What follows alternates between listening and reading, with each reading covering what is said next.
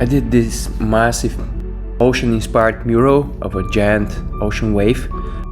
I always mix my colors straight in the tank of the spray gun, and I mix quite a lot of colors.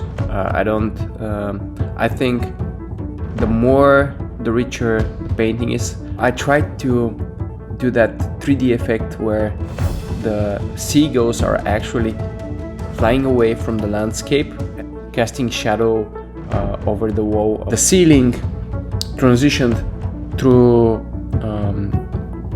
clouds all the way to the other side of the room, where it was actually underwater scene of coral reef with octopus, parrotfish, all kind of tropical scenery.